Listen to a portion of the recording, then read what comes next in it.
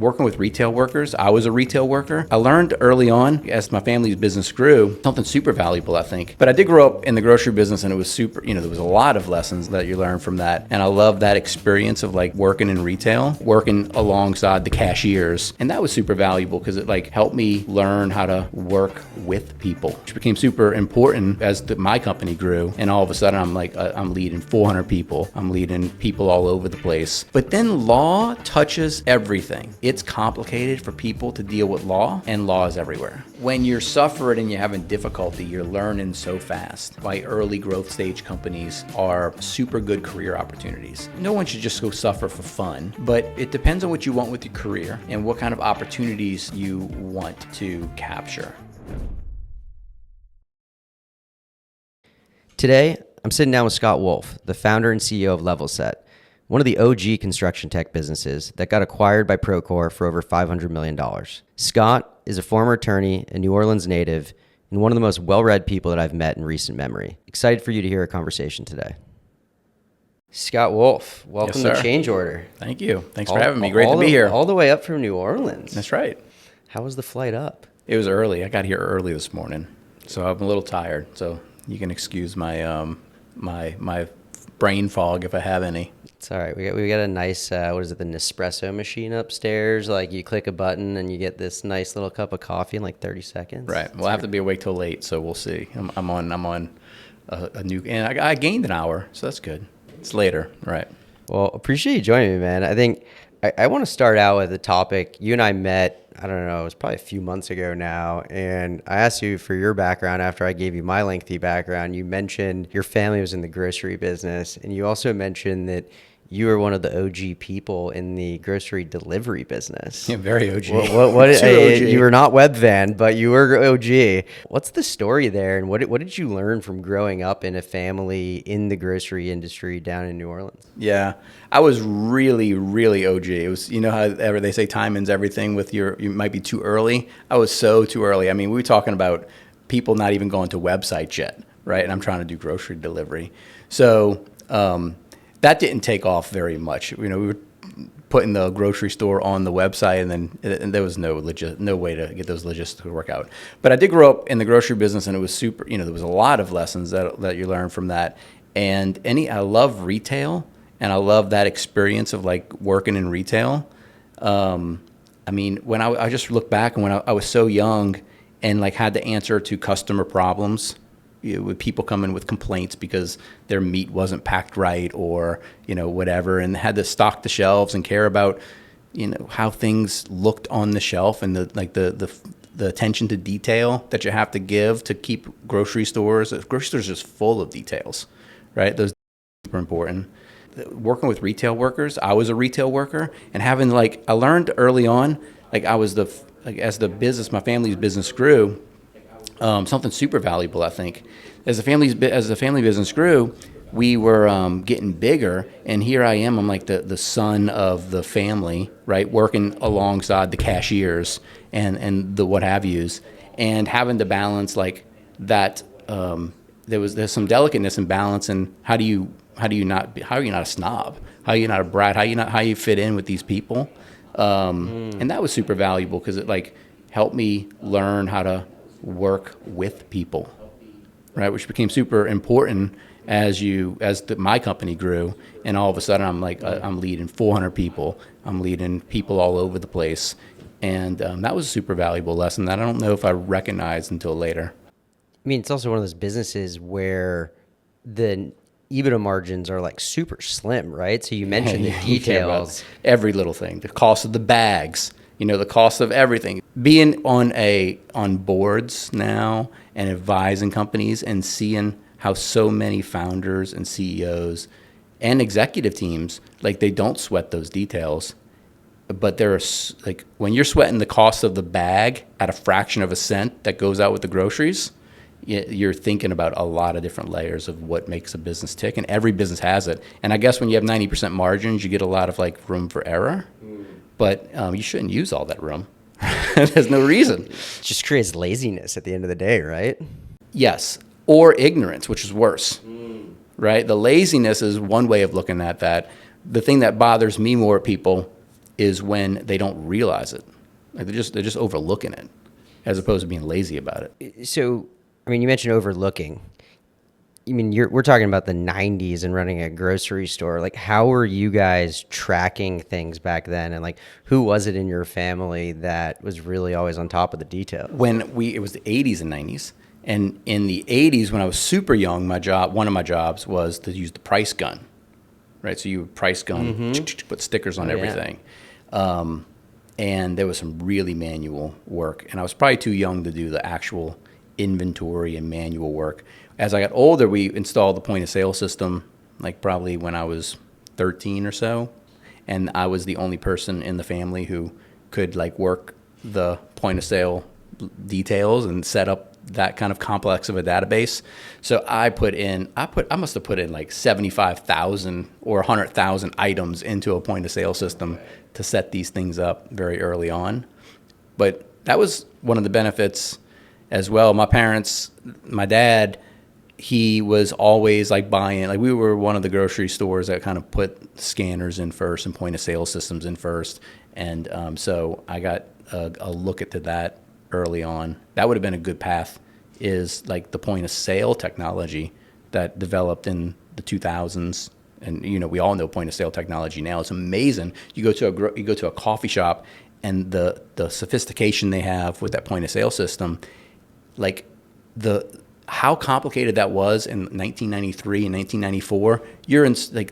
It's incredible that you can get an iPad and just be set up with the systems they have today. When you were setting up the point of sale, were you actually coding it, or were you just typing all the items into the database? It wasn't coding per se. There was some customization involved with it. You know, it was intricate administration. Got it. And server, like it was all on premise too. So that was another element to it.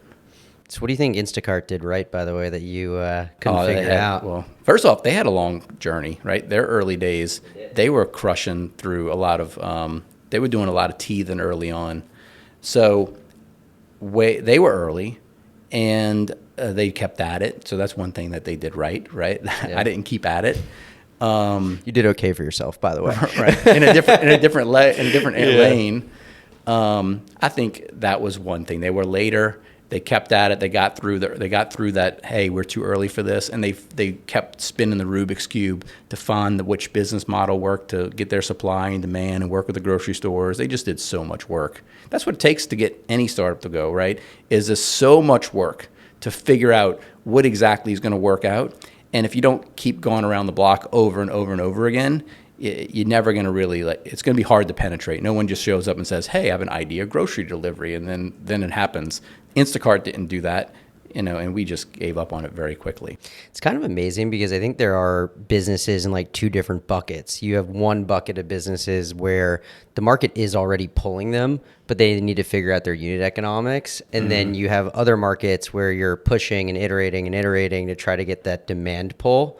And I feel like Instacart was probably more was already being pulled by demand, and now you need to be a really good, ruthless operator to get that thing profitable, versus most companies I see are in the bucket of like, you got to find product market fit and demand and iterate your way into that. Yeah. It's interesting to see all the different ways that companies are born and how they find product market fit and what kind of challenges they have. Sometimes you run across a company and like it seems like it's like came down from the heavens of with respect to how much quote unquote demand they have or how much fit they have. And it's almost confusing sometimes being a company going through the experience of like slugging through building product market fit and building demand. And then these companies can come in and like they just find some crack in the universe. It feels like magic, but they have their own problems. Totally. Right. I mean, look at Uber, right? Like Uber had so much demand. I saw Emil from Uber was tweeting yesterday about like anti-focus and how if they followed what their board said, they never would have gotten into Uber Eats, which is now like $150 billion, business. And it's like, okay, you can't fully guess that as a board member all the time. But so to shift gears for 1 second, you grew up in this family of entrepreneurs in the grocery business. And then it's not like you jumped right into Levelset. You did something that my uncle, who's also an entrepreneur, did. You went to law school. Right. Why the heck did you go to law school? I was doing a lot of different things, and I went to law school. Part of the reason why I went to law school is I didn't know what else to do exactly. I knew I had a few things and blah blah blah. My dad had a lot of legal trouble, and he spent a lot of money on attorneys. And it's interesting. And when he was a property developer and he was a grocer, and retail businesses do have a lot of legal things come up, and he wasn't very legally astute. He became legally smart from his experience, but my dad didn't finish high school, or like he graduated with a GED. He, like my parents were teenagers when they had me. Wow. So it was a teenage pregnancy. They kind of got thrown into the grocery world. Their education wasn't it wasn't like my education. So part of it was that he had so many different legal balls to juggle that were not his strong suit. And so I guess maybe that led me there a little bit of that this was a weak spot in their business and in their education. So I found myself in law school, of all places. How do you think, going off script for a second, but like how do you think having parents that had you at such a young age like impacted your character? In a good or bad? Which way? It was an interesting, because my mother and I are only like 15 years apart. So I had people on my board that were older than that. I work with people. I think I hired people at some point that were older than me, right? With a bigger separation. So, it has a few different things. It was, one thing I think it gave me is that I got to see people who were very young doing a lot of things and succeeding at it, and really doing it when they didn't really have rights to do it. They weren't educated for it. They didn't have family that gave it to them. There was no path, and they were. So I got to see that you could do things that weren't like the script. And so that's probably one thing that I learned from that experience. And it's a valuable lesson, though. Yeah. Yeah. If you can go out and you can break rules and do things that you might have been afraid to do otherwise. I think if everybody had that mindset, the world would probably be a better place. Or more chaotic. You can. Or more chaotic. Nobody's following that linear trajectory and path anymore. Yeah. So sorry, back to law school. I mean, I actually think about there's one thread, it feels like, between grocery and law school, which is like attention to detail. Would you say that was like the most valuable thing that you got out of law school, or as an entrepreneur, how do you look back on law school and the value it gave you? I tell people I did not know what I was doing. I did not understand what I was doing choosing law school. I didn't really think about MBA at all. Like I had no one in the family who had an MBA. I had no one in the family who went to college. I had no one in the family who went to law school, but I understood law school because we had, lawyers around. I don't think we had any MBAs around. So MBAs were like, I didn't even understand that until much later. But I'm glad that I didn't, and I went to law school for a lot of reasons, which is I think that law school, if I had to choose again, or if I had to choose for someone else, I'd tell them to go to law school. You get out of law school and you have like an actual thing. You have a law degree. You can practice law, and that's a whole lane that's interesting in its own right. But then law touches everything. Like it touches absolutely everything, and especially in the States. And I understand so much more, at least I feel like I understand so much more about business and about the economy through my legal background. I feel like I encounter it every day. Like when I'm on boards, I'm like the smartest person in the room from all these things that it feels like these MBAs and these board members sometimes they know, but they don't know in the same way that I do. Mm-hmm. So I think it's super valuable, and my career as well, like Levelset, in the whole Levelset genesis and Levelset's product itself, and how I think I might even develop products in the future, all really come right back to it's complicated for people to deal with law, and law is everywhere. It's true. I mean, here, I remember when I got to primary, I had already gotten to sit down with Cooley. Like, I think my first year in venture, they taught a class. There was only like 50 of us in New York City that were junior VCs. And we basically went through a semester of venture law. Yep. And it was probably one of the most impactful things, because now in a market that's up and down, and sideways, and you need to go through like harder negotiations or cleanups, Yep. you know what levers to pull. Yep. Versus now there's thousands of kids running around New York City, throwing checks around. And when they get in these weird positions, they don't necessarily know what they should be doing and like what levers to be pulling. And you think about law from the standpoint of the legal documents and the legal situations you may encounter, as maybe it's human resources, maybe it's board management, maybe it's fundraising and deals. But on the other side of that, you have things like when you think about construction payment, which is what we were in. Yeah. It's riddled with legal stuff. The construction contract is riddled with legal stuff. Change order, the name of this podcast, is a legal document.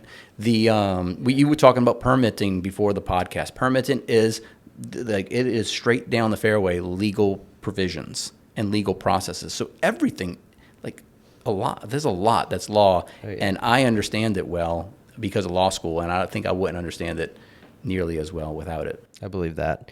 We'll get into Levelset in a second, but I just want to take a step back. We're in the 2000s. I think, unfortunately, a lot of people probably that are listening or watching this remember Hurricane Katrina. Yeah. I think that probably I know that had a huge impact on your life. Yeah. What role did it have on your life and your entrepreneurial journey? Well, the fun part of Hurricane Katrina was that it happened right after I took the bar exam. So it was a very it was a transformational time in my career anyway, right? I just took the bar exam, I just finished law school, and so I was going to be entering the workplace or broadening my entry into the workplace at that time anyway.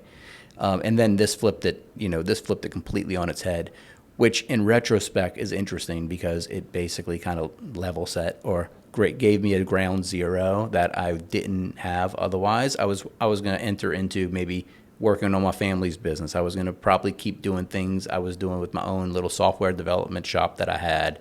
I had a few little concepts that I was playing with, it wasn't at that time wasn't grocery delivery, but there were a few things like that. So this Hurricane Katrina just basically put a stop on all that, right? Full stop, very quick, which is healthy in retrospect. It's healthy because it gives you kind of a blank canvas, Yeah. and that is definitely one thing I got from Katrina was a blank canvas. And the other thing it did was it insulated me from the rest of the world. So, my house had 11 feet of water in it. It was completely taken out. All the grocery stores that we had as a family, they were all underwater, and the neighborhoods were really decimated. So that was a zero. So this was really a zero moment. But the next 3 years after Hurricane Katrina was a flurry of activity, maybe next 4 or 5 years, right? 2005 to 2010 was just so much activity all around insurance and construction and restoration and things that I started getting more and more involved in. So on the one hand, I got a super trial by fire education on a high velocity of high value and high stakes construction and insurance stuff and restoration stuff.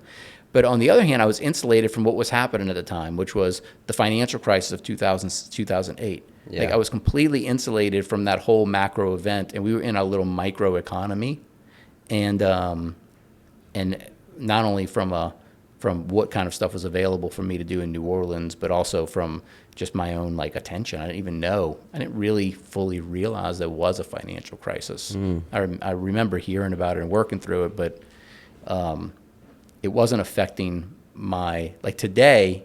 We had the crisis, the past 2 years, right? We had a lot of financial shuffling that created a lot of stress to people in the venture community. Totally. And to startup founders and what have you.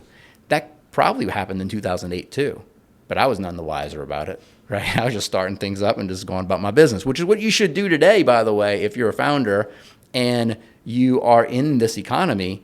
You really have to you're not gonna exit in this economy. You're not gonna probably raise the majority of your funds in this economy.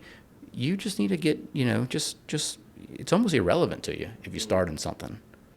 Why didn't you keep going with the construction stuff? I don't really remember. There was a lot of things going on. We had the construction. My parents started a restoration business that was doing a very high volume of roofs and demolition projects.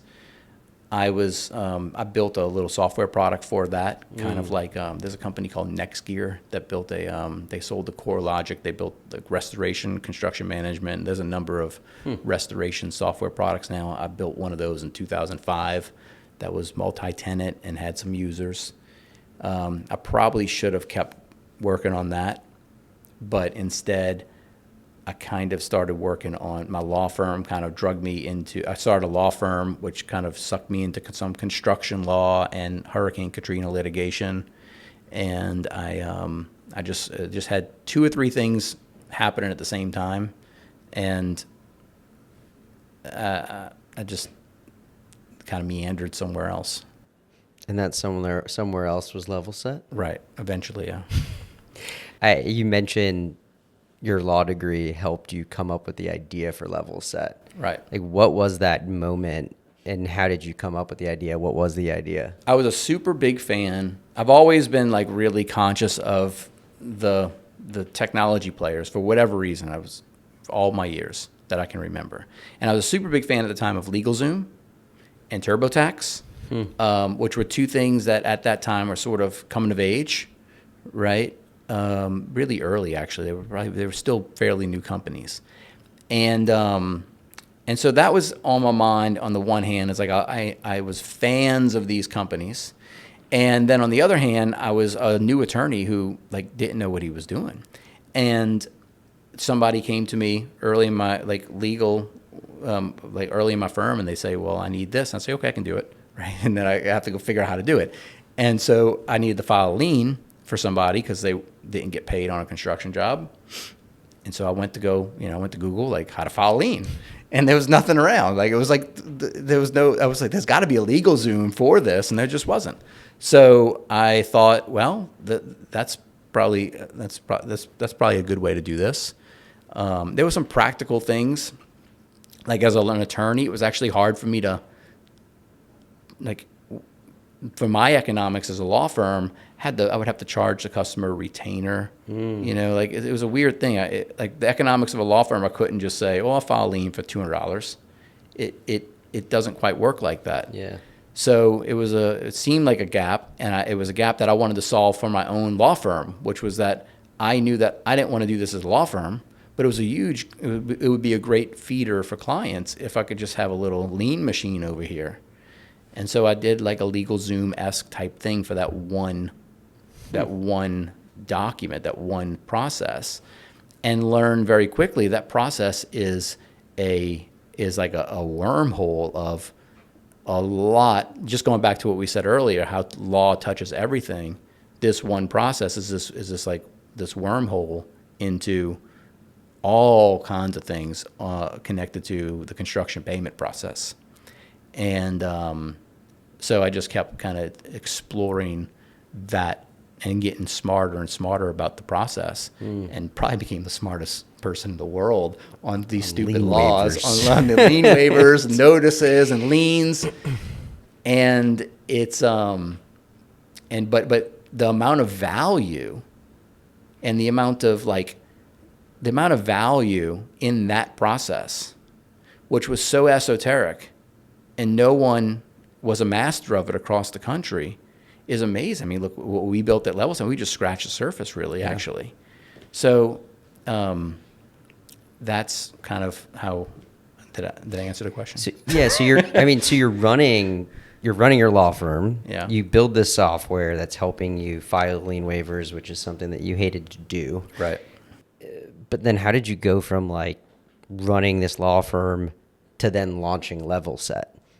So the law firm was one thing, and I did start the lien company as a separate entity because I knew that it was Well, technology. you're smart. You were a lawyer, and you're like, I Right. can't have these things together. Right, and there's professional obligations when you're a lawyer, and like so you can't quite build LegalZoom as a lawyer. You would have ethical problems with it, so it actually has to be separate. So I created it separate, and I was doing like going back to I had a few pots on the stove, doing a few different things, and this dang little lien thing just keeps like ringing the register. How so? It would just people were using it. Like they found you, or you were like going out and selling it? I mean, a combination. I wasn't going out knocking on doors, but we did like little simple AdWords campaigns, and then we had some blog posts and some resources people could download. And there was a high appetite of people looking for help with lien waivers, lien rights, lien documents, liens themselves, Interesting. notices, high appetite for it. And so we were just starting to get more, that little widget on the side was getting more traffic. The ads were super great economics, and it would just start making money. And so I found myself like working in other things, like working in the law firm, working on all the different projects I had going on, and having this thing making money. And so eventually it kind of just tipped over. I said, I need to spend some more time on that. How much revenue was that thing doing when you decided to It's probably tip about over? like $300,000. It wasn't much. Wow. I mean, but you were spending money on ads and nobody else was working on it at the time? Pretty much. I mean, I had my wife was working on it. My wife at the time, my girlfriend at the time, I guess, was working on it a little bit. My wife now. My sister started working on it with me early on, and she kind of was doing. But I mean, the work wasn't full time. It wasn't tremendous amount of stuff. It was just help and just keep it on its rails. It's customer support kind of stuff. And when did it when did it diverge from being a LegalZoom-esque type of product into what Procore ended up acquiring for $500 million? Yeah, I say it had three foundings. So the first founding was when I kind of did it on the side of my desk. And where I think that was 2008 or so, 2007, 2008, and that lasted until about 2012. So that's a 5-year period. And what was really, when I look back, maybe do I regret not jumping in sooner? Because there was such an opportunity, and it was in plain sight. I could have scaled it faster, maybe, but we had time. And those 5 years were super valuable.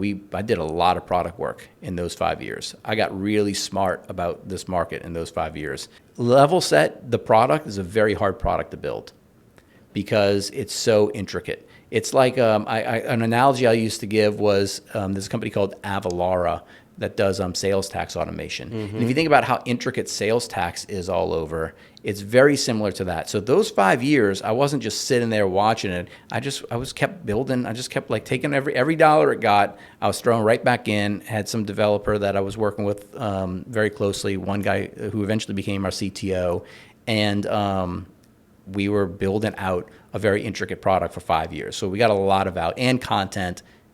Everything that was a huge asset by the time the second founding came, which was 2012. But that's when I really just jumped ship, shut everything else down. I pawned off my firm to a partner that was in the firm, and I focused completely on Levelset for the first time. And I raised $500,000 of local angel money. And that was the second founding. It was us working on it in earnest, right? And we did that for 3 years. We grew it from 250, 300, 350, whatever it was when that moment happened, to probably, I don't know, $2 million or something over that 3-year period. Wow. With $500,000, pretty much cash flow positive. We ended that 3-year sprint with money and break even or slightly ahead of cash flow. And then that's when we had our third founding, which was 2015, and we took the first venture round with Brick and Mortar Ventures. Yeah. We did a seed round, $1 million raise, and we did a $5 million raise the next year, then we did a $10 million raise the next year, and then we did a $30 million raise, $20 million, 20 or 30, the year following. Always raising. Well, it was at that point we had such a juiced up product, and we had so much product market fit, and we had such a big category opportunity that we were just it was just continuing to put more chips onto the table.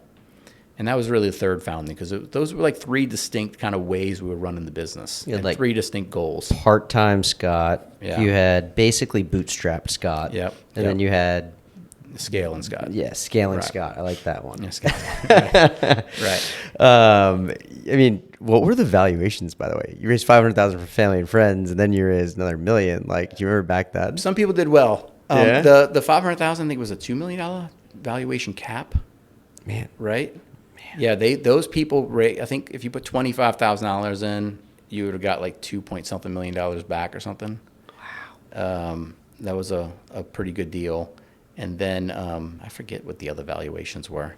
We were never valuation greedy, and I'm happy about that. All our valuations were pretty like we weren't giving away equity, but we were very mindful of what we were like of how these valuations can become problematic, and how they can become a headwind or they can become a tailwind. And we had tailwind valuations the whole way. Interesting. Your story reminds me a little bit about, I don't know if you ever read the book Originals. I've heard you're a big reader, by the way. I did read this book. It was Adam, a while Adam ago. Grant, Yeah. the Wharton professor. Yeah. And, he talks a lot about how some of the best founders of all time have kind of moonlighted their businesses. You also said, though, that during that 5-year span, you went out and you were learning constantly about this weird esoteric market. How did you approach learning? So one thing about this thing about that I had all this time, I don't even know if, so I give so much credit to learning. I don't know if I could have done what I've done without that extended time period, without Bootstrap Scott, without part-time Scott. Like I was slow. I became very knowledgeable about a lot of things, but I didn't become knowledgeable overnight. I didn't know how to fundraise until I did fundraise, right? And I had to learn it. I approached learning with, I had a professor once. We had a core value at Levelset called learn enough. That was the core value. We can fail because we made bad decisions. We can fail for a lot of reasons. But like hell if we're going to fail because we just didn't know information that's just there. We didn't learn about it. So I had a professor in college once who I went to them because I was having trouble with a paper, and instead of helping me, he just asked whether I read enough he's like, you didn't read enough on this, otherwise you would be able to write the paper. And that's true. That's the problem. If you can't write the paper, so I don't know enough about the topic. And so that's kind of how I approach learning, is that you can't, I hate Cliff Note type things. I hate these apps that say, be the smartest person in the room, and you can get your summaries of this, and I hate podcasts. From a learning standpoint, because you can't learn enough if you just scan and shit, and you're just you have to learn. I like to learn deeply about what I'm trying to understand, to where I'm reading things. And when I'm reading them, I start to understand the references, and I've read the references, and now I know the topic. And so I think that's how I approach it, is a learn enough. It's this really aggressive, like, appetite and curiosity to really understand something deeply, not to understand it as like, not to understand the bullet points, not to understand the frameworks, not to understand the what have you, but to, I want to understand the topic really well. Let's double click into that, though. The topic here was the construction industry, subs. Like, Sure. How did you learn about that? It's not like there's 1,000 books at Barnes and Noble on it. So, yeah. So let's talk about thinking about that topic itself. One way I learned about it was I practiced law in it, right? So there is not 1,000 books, but there's 1,000 books worth of laws. True. In it. And so I read every state's. There's a story about me in the very early days. I was spending a lot of time in Seattle, and there's a coffee shop up there called Fonte. And I went to Fonte every morning at 5 a.m., and I was there until about 11 p.m. for about 2.5 or 3 months straight. and I would go through one state. I tried to go through one state a day, and I'd read I would read all the state's laws from like cover to cover, and I'd make notes, and then I'd create like cheat sheets that became downloadables on our website, and I'd create all the forms that I could see existed in this like schema, and then it helped me understand what was related between the different states, right? What was the framework that all these different states used? And that is an example of learning deeply enough about those, about that, where I really I really understood the bills that came out constantly on these things. I was reading the lobbyists' reports on these things to understand like what perspectives the general contractors had on it or the equipment people had on it. Were you meeting with customers constantly at that point? Yeah. You're servicing the customers, and like I was doing it on the two fronts. I was doing it in law, where I was actually in court sometimes making arguments about why certain interpretations of the law should exist.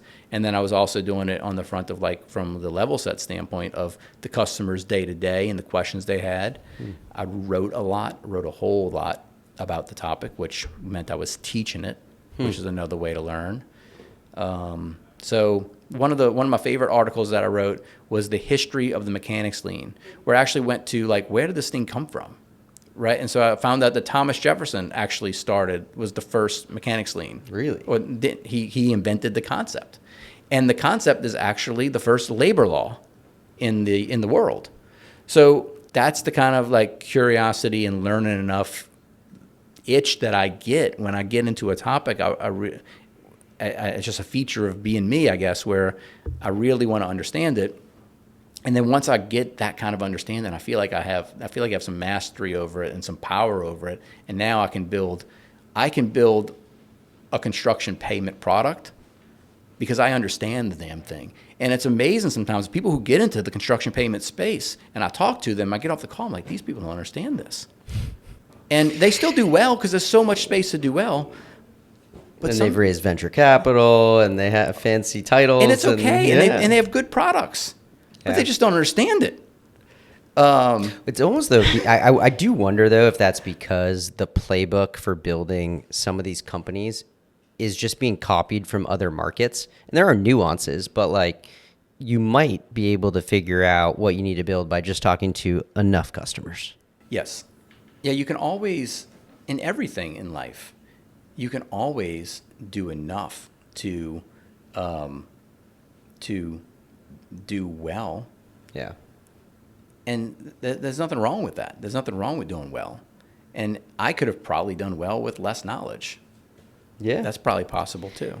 Well, I think it's interesting that you went out though and you spent so much time in the industry. You were in there for 5 years. You were doing the legal piece. You were doing all this learning, reading through laws.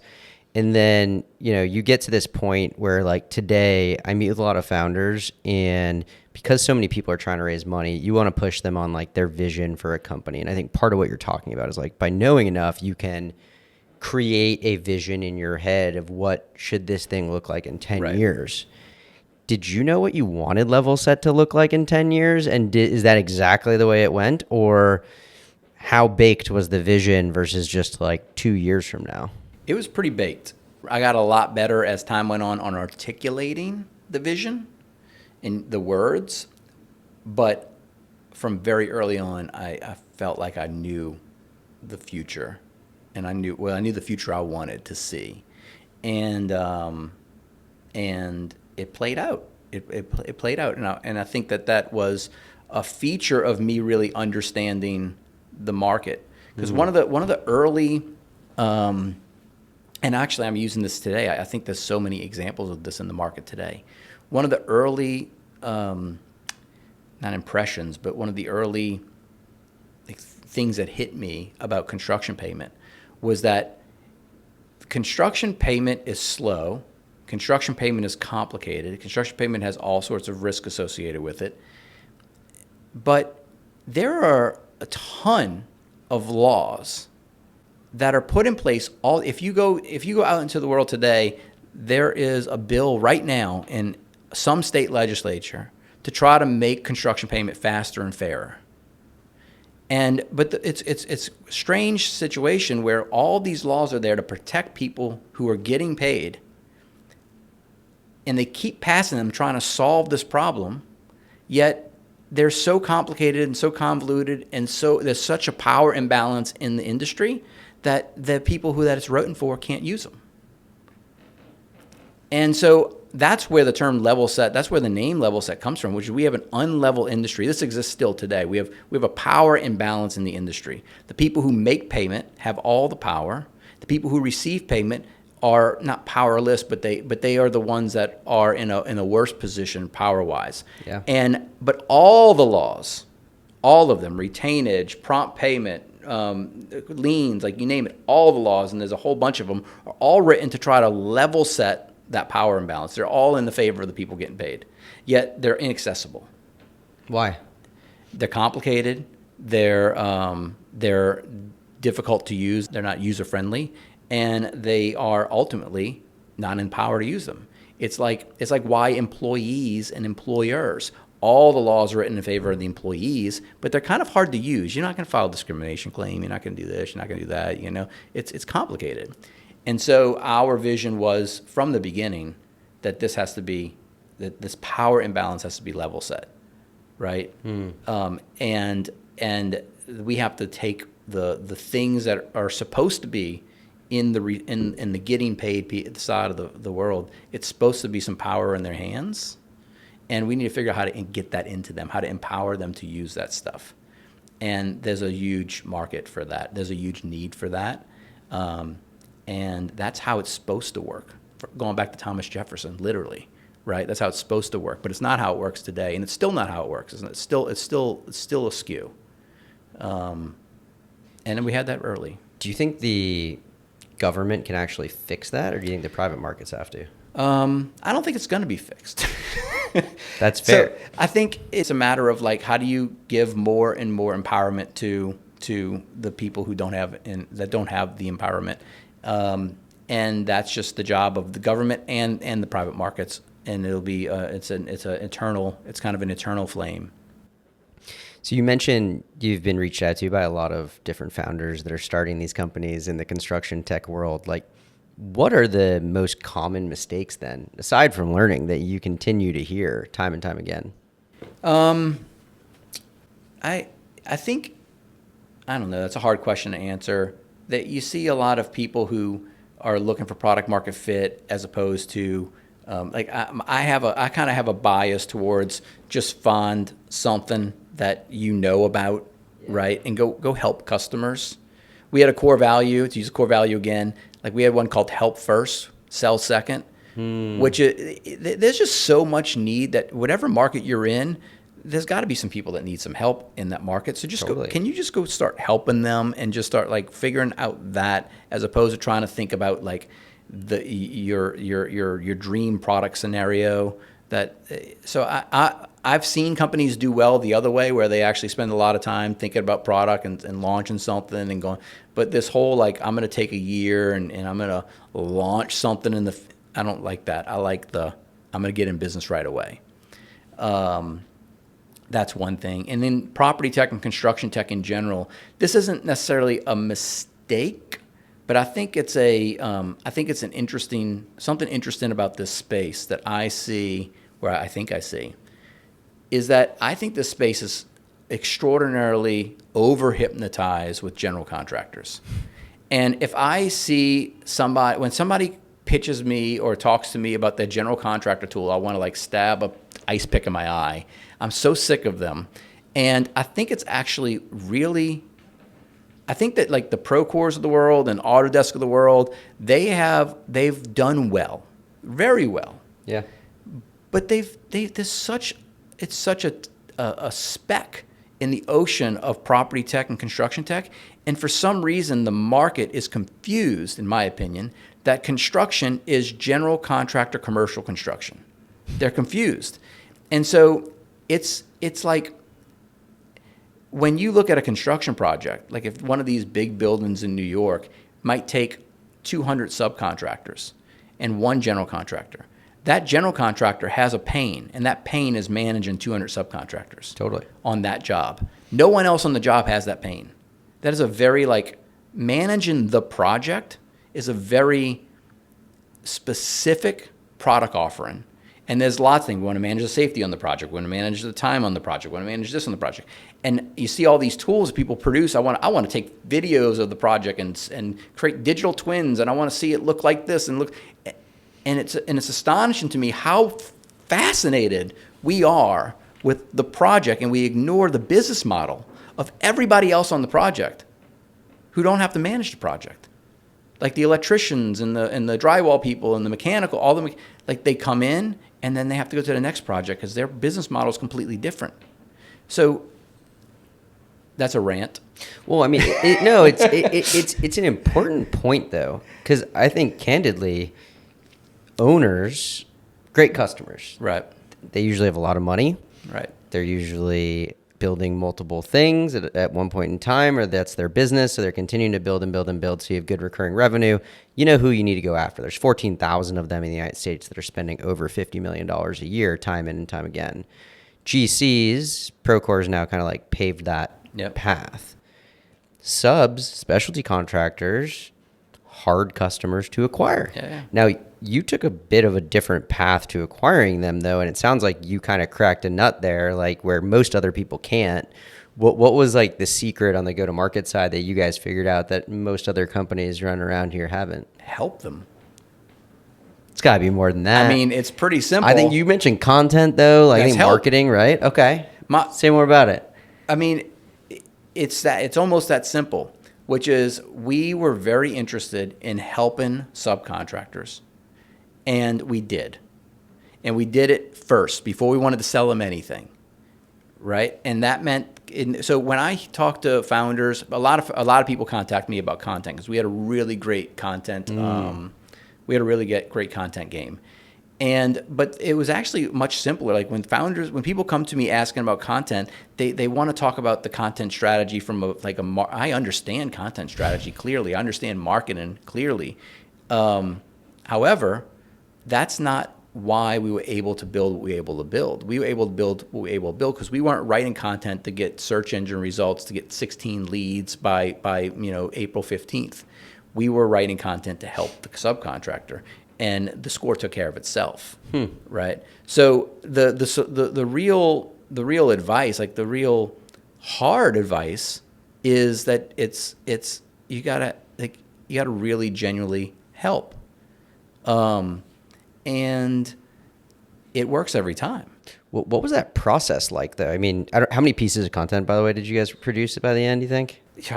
I mean, depends on how you define content. So just pure like blog articles and resources, at least 4, 5, 6,000 pieces. So there's 6,000 pieces that actually helped people.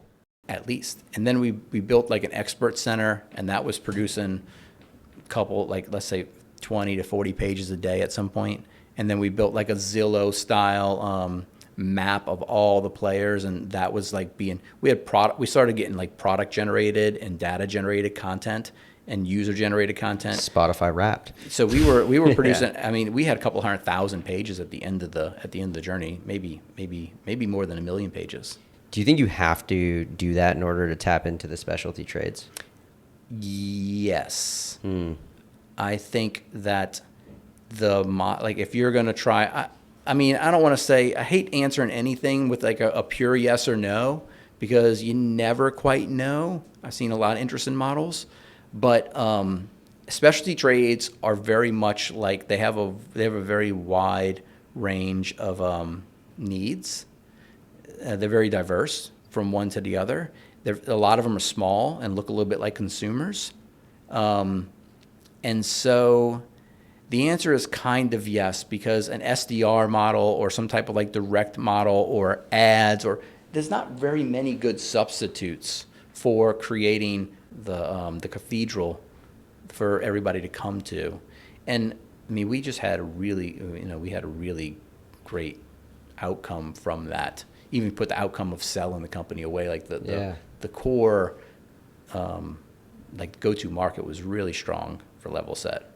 So culturally, how did you build a place where you could even create 6,000 pieces of content?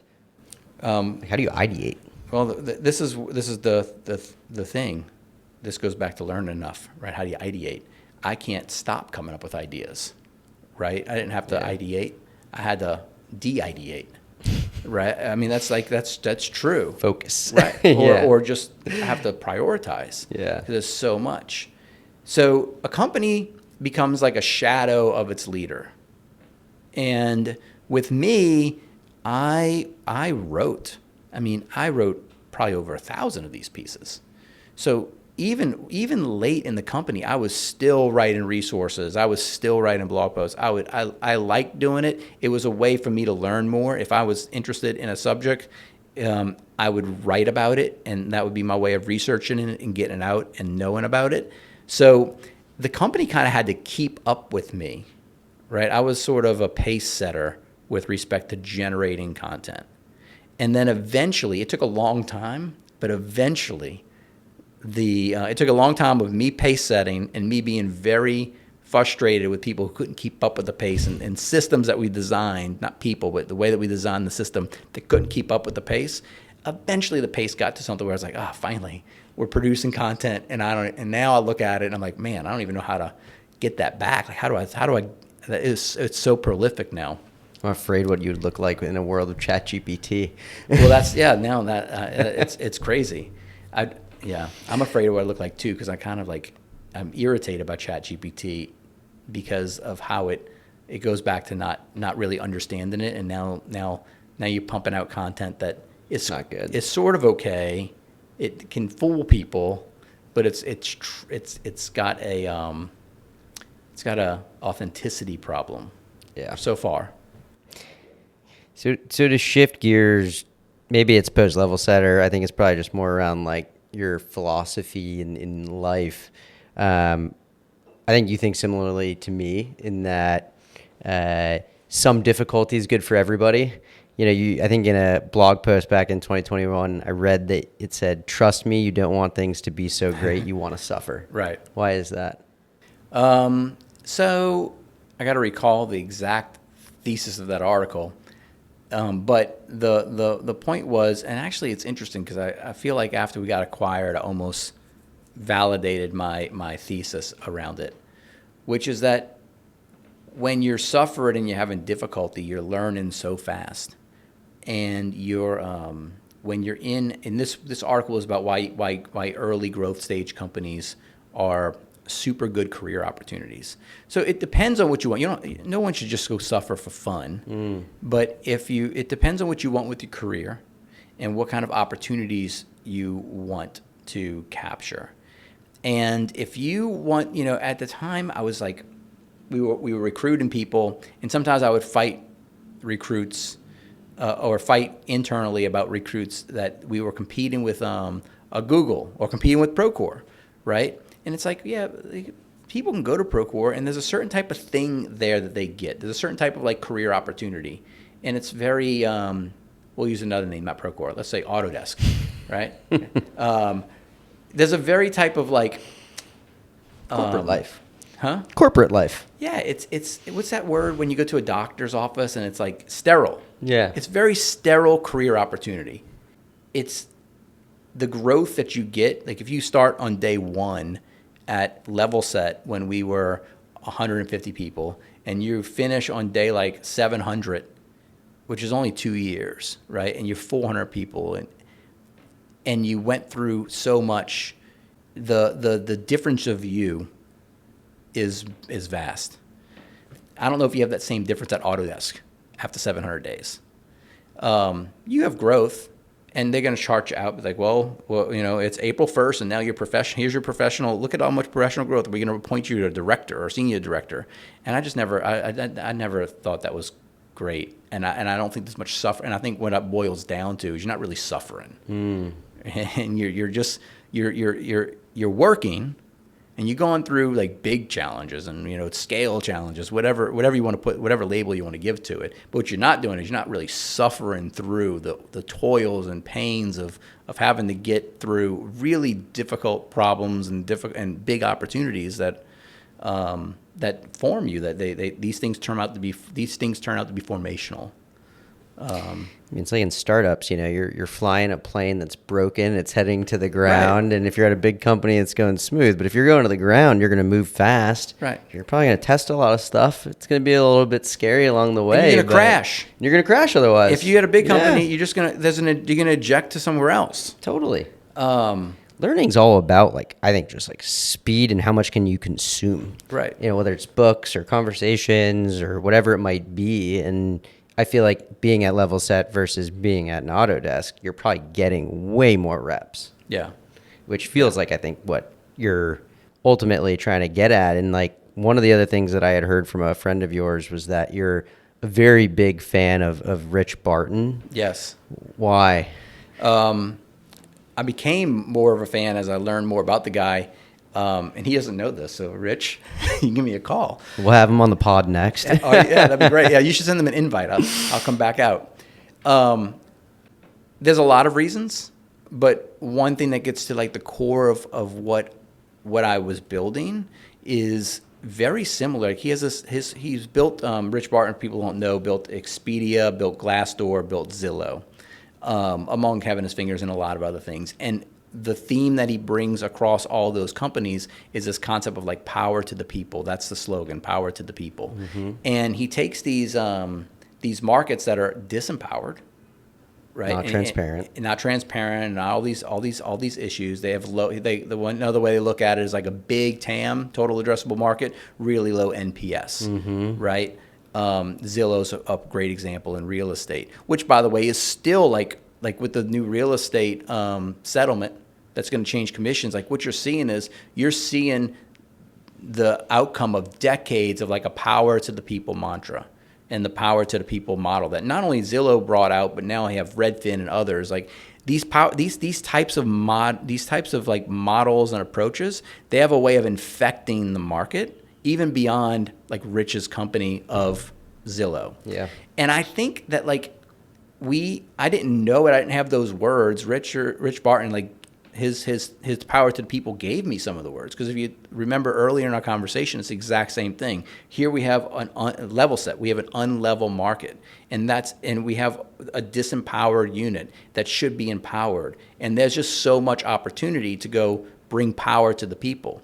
The difference between Rich Barton and me from our approaches is I've taken two different, my two nuances or my two features for me is one is I'm usually looking at businesses mm-hmm. as opposed to consumers. It's usually small businesses that almost look like consumers, specialty contractors, for example. And the second thing is I'm a little bit more in the legal weeds. I like to find where the power is actually an access to justice kind of problem. Right, or an access to, there's some transparency. We made a lot of information transparent, but we got that information not through, with Zillow, they get it through the county records and through property records. We actually got it through the legal documents that started flowing through our platform. So I think within a lot of these intricate legal processes, like liens, or there's a whole bunch of examples of this, you find information that just stuck on paper still and has no other way of getting untrapped. And if you can untrap that information, you can give power to the people who are supposed to have it. And so I love his business model, his business approach, and I see a lot of analogies with how I look at what I want to do with my what I wanted to do with Levelset and what I would really be interested in general. What am I going to get involved with from here? I want something like that. It's this beautiful thing. Rich Barton's done incredibly well. I think Brad Jacobs, who you guys probably came across a lot during Levelset, has done it also incredibly well. Maybe to the tune of a larger outcome than Rich has, where they made a lot of money doing one thing. Right. One business model really, really well, and then studied markets, and they talked to the bankers, they talked to the experts in the space, they talked to the customers, they figured it out, and they rinsed it, and then they repeated it. Yeah.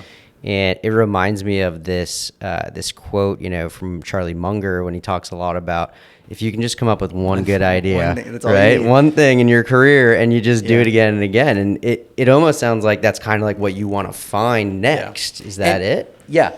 And I don't know if it's a business idea. You said it's a business model, and I don't know Rich from a hole in the ground, so I don't know how he looks at it. Or market structure, I think, is more what it is. I'd almost call it like an obsession. Yeah. Like I am actually obsessed with doing that. I don't know why. I see the injustice. I see the disempowerment. I see the cracks. I see why it's the way it is, and I see why that's kind of like wrong. And I'm kind of obsessed with like trying to dent that and infect the market.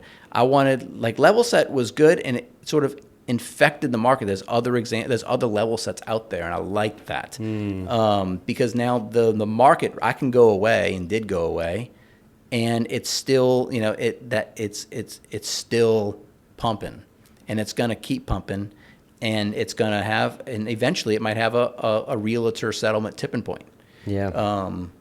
So yeah, like when I look for something else, that's on my mind. I see other examples of it, and but it's yeah. Part of it is like, oh, this business model, I get it and I like it, but it's not very thoughtful in that way. It's almost more instinct. It's more of a is instinct the right word? It's like it's an impulse an that impulse, you need that's the to like word. go out Yes. and solve it. Otherwise, you're Yes. gonna lose sleep. I Right. mean, I feel like that's definitely one of the three buckets of founders I tend to see is like you're restless unless you're going Right. and solving it. I mean, you mentioned you are no longer with Levelset. Right. You sold the business to Procore. Why did you end up deciding to part ways and sell the business? Why and how did that process kind of come to be? So they say great businesses are bought, they're not sold, and that was certainly the case in our situation. We were just rolling along, we were looking at another round or starting to work on another round of funding because we had really a lot of good signals. We felt really good about the market. Felt really good about like our opportunities. And Procore came in extremely motivated to us, like out of the blue, and they had a very they were motivated in this category. And I knew over the years that there was the Autodesk and the Procores, and I knew that this category was forming and that there was going to be motivated buyers. I didn't want to sell. I wasn't looking to sell, and I had to be convinced to sell. And they convinced me. Partly the terms became like tipped over to a point where it was going to become difficult to not sell the impact it made to a lot of people. It's like a tough thing to say, no, you know what, I'm having so much fun here, I'm going to put all that to so the short answer is I wasn't looking. I wasn't like on a path, and this was we had a moment. So you sold. Yep. Money hits the bank. Yep. How did it feel? It's weird, right? It's I got some advice that it feel like a little paralyzing, and there is a little bit of that where paralyzing on the financial side, where because the truth is that it doesn't actually feel much different at all. Like nothing really changes. It isn't like they showed up at your house with remember the public clearinghouse check. Nobody showed up at my house.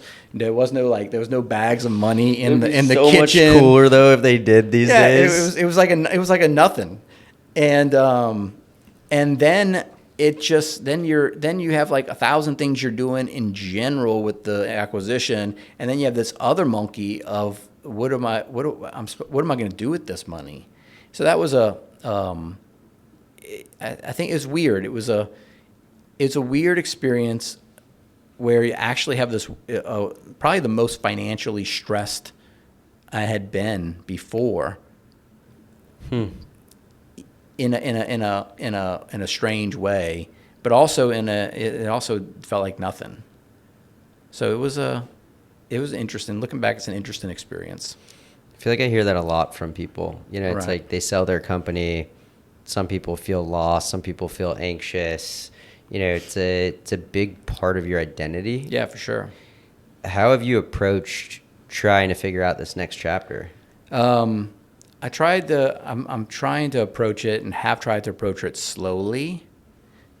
I feel like what a fortunate situation I have, right? And my kids are I have young kids, they're 8, 10, 12 years old. When we sold, they were I guess 6, 8, and 10, or 5, 7, and 9, or something like that. And so I get a lot of opportunity to, like, when I look at it like that, I say I'm in my early 40s. I sold at 40, maybe right before. And so, like, if I don't start something in the next year or 2 years, if I'm not working, it doesn't matter. Like, I'm not going to look back and say, boy, did I waste 2 years, right? But if I rushed into something, and like my kids grow 4 years older, and all I did was go bang my head against the wall because I just was jumping into something for sport, that would frustrate me. So I've been trying to, like, make myself not do something a little bit, and trying to approach it slowly. I don't know how well that's working, considering I read an article that said that you had to leave dinner early with your wife because you had work to do, and she was like, "Aren't you unemployed?" Yeah. I mean, there's a lot, and that's the other thing that's very frustrating. Well, first off, she'll go both ways. Sometimes she's like, "Aren't you unemployed?" And then other times she's like, "You got to go do something." So it just depends on what the circumstances are at the time. But what's interesting about like Levelset was just, I was 100% in Levelset, right? And that was there was so much peace in that and so much focus. And now I have things. I have this podcast. I have things pop up on my calendar. I have a board that I'm on, or this board that I'm on, or somebody contacted me to talk about their business. But there's no peace. It's just so, it's all a chaotic schedule with nothing stringing it together. And so it does, even though I'm definitely putting in a lot less hours than I was at Levelset. Yeah. It's not, it'll like, my wife wouldn't have said, "Why are you going to work?" when I was at Levelset. She knew. But now, because the answer to her is like, I don't know why I'm going to do this call. I don't know. I actually don't know. Yes, I am unemployed, and I have no idea why I said yes to this person and what I'm talking to him about. But I know I'm going to go sit in front of this computer for 30 minutes, and then I'm going to go turn it off and go do something else. It's a very strange situation. That's amazing. Last couple of questions here before we wrap. So, one, I think when we first met up, we started talking a little bit about AI and like everything that's going on, and construction tech's kind of on the rise. How do you see AI impacting the construction, the real estate technology industry? I mean, I don't know. I think it's so hard because AI is so new, and you don't quite know what is gonna, like, you see so many wild predictions. Certainly, if I think about some of the things that I've been passionate about and I've worked on, which is around a lot of like processes, I think that construction's riddled by process. Mm-hmm. And there is a lot of things that AI, like if I were to dream, I could see, wow, the whole payment process, the whole change order process, the whole this process, getting permits, getting this, so many things that can be complemented by AI, and it will make it more productive. The problem what I run back into is like, man, but so many of these processes are very high stakes. And I've seen these frontline people not even want to like have assisted automation. Not automation. You know what I mean? It's not that they were afraid of automation. They were afraid of automation they assisted and monitored actively. And so I think the AI is going to have to be really adopted before people start letting it do things that have high stakes. So that's one like macro thesis I have about this. And I would be cautious as a founder about putting too many AI eggs in the basket when this industry has been slow to adopt absolutely everything. Literally, yeah. So that's my first macro thing. The other thing that I have a lot of that I'm very familiar with is content, right? I love content, and I love like the the things you can build that can help people. And AI is extremely interesting with respect to that. And my macro thought there, I'm going to, while I'm here in New York, I'm going to a play with Steve Carell tomorrow. And Steve Carell has this interview where he says he thinks that theater is like the wave of the future because you can't watch anything anymore and know if anybody's real. And so theater, he's there and this is the real people out there playing. So good. And I think it's a funny story. It's funny but that may be true. I think the same thing may happen with content, which is like if content's ubiquitous, then people are gonna be gravitated towards, I think, the like real people or real experts or real people are gonna want something to hang on to. So in that area, I think I'm kind of old-fashioned, and I'm getting old, man. I'm old-fashioned in thinking like when I see companies pumping out too much like AI-generated content, I'm like, I don't know. I think you're not looking too far around the corner on that, or they're putting too many eggs in the AI basket for like we're gonna have this tool, it's gonna do AI and whiz bang. I'm like, I don't know. I know that AI is gonna be it's going to be a line item of technology like SaaS and like other things, automation, or whatever step level we've had in the past. But history has shown that step levels it's not so binary, and that's kind of how I've been looking at it thus far from the sidelines. Totally fair. Last question for you. One of your colleagues said that you're probably the most well-read person that he knows. Okay. And it sounds like it. If your kids went to go start a company tomorrow, yeah, and you had to gift them a few books, yeah, what are you giving them? That's fun. So I don't have a stock answer for this, but if I think about the way I'm going to answer this now is I've got a group of books that I've just purchased about 6-7 months ago and stuck it on my shelf because I call them the Bibles. It's like these are the things that I would constantly refer back to and really form me. And this is not like intellectual stuff. These are like more business, like the business Bibles. Yeah. So the first one is Positioning by Jack Trout and Al Ries. And this was probably the one. And I read this book for the first time when I was like 13 or 14 years old. And it had a big part of how my parents thought about how they marketed the grocery stores.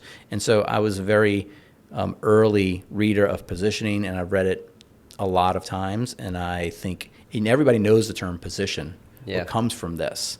And it goes back to the position has been so bastardized over the years.